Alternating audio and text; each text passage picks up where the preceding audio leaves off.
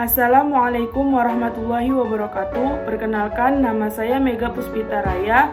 Saya berasal dari Fakultas Tarbiyah, Program Studi Pendidikan Agama Islam semester 7. Di sini saya akan menyampaikan materi mengenai proses dan karakteristik inovasi pendidikan pada mata kuliah Inovasi Pendidikan dengan dosen pengampu Bapak Edi Saputra Siagian SAG MPDI. A.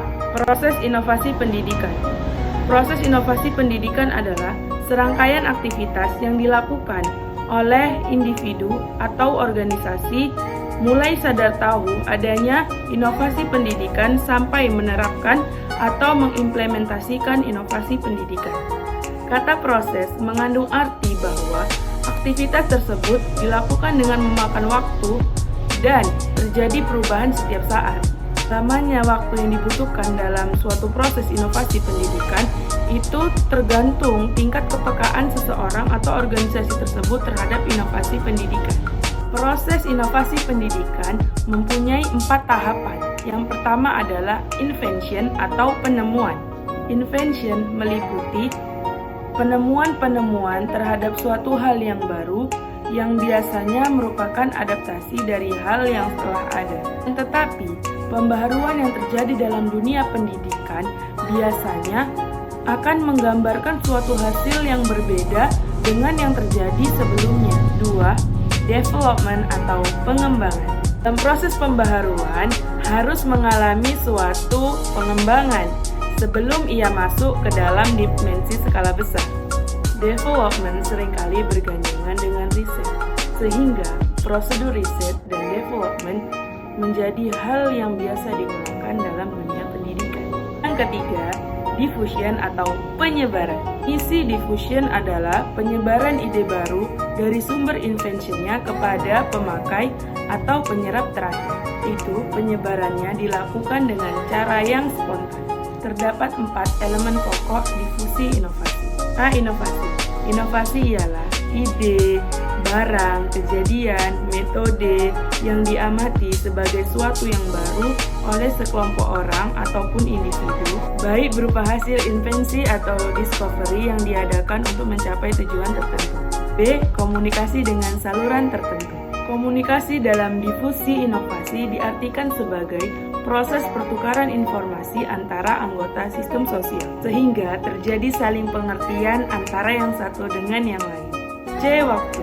Waktu merupakan elemen terpenting dalam proses difusi, karena waktu merupakan aspek pertama dalam proses komunikasi.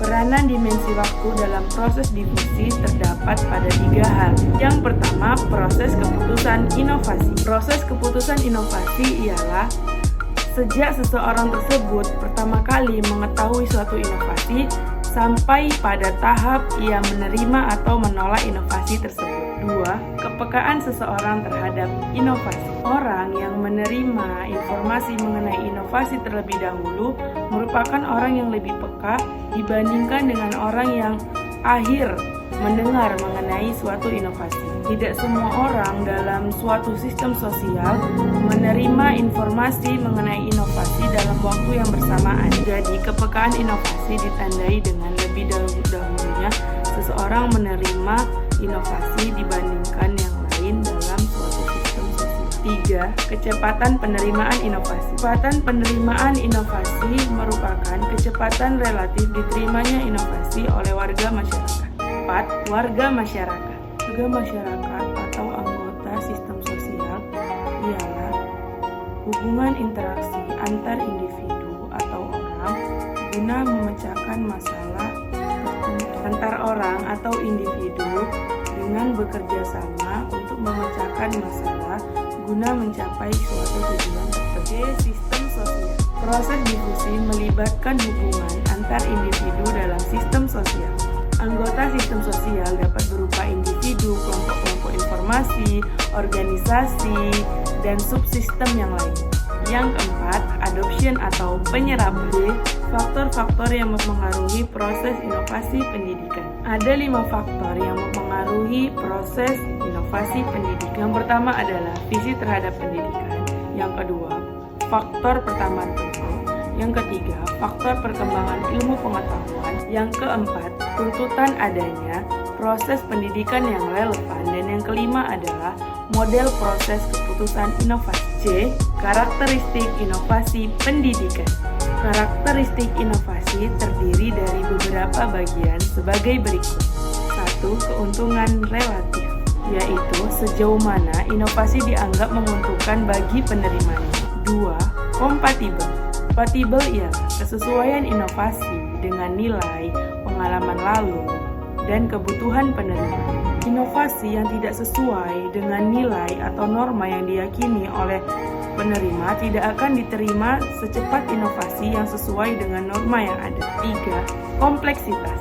Kompleksitas ialah tingkat kesukaran untuk memahami dan menggunakan inovasi bagi penerima. Suatu inovasi yang mudah dipahami dan mudah dimengerti oleh penerima akan cepat tersebar dibandingkan dengan suatu inovasi yang penggunaannya sulit diterima oleh penerima.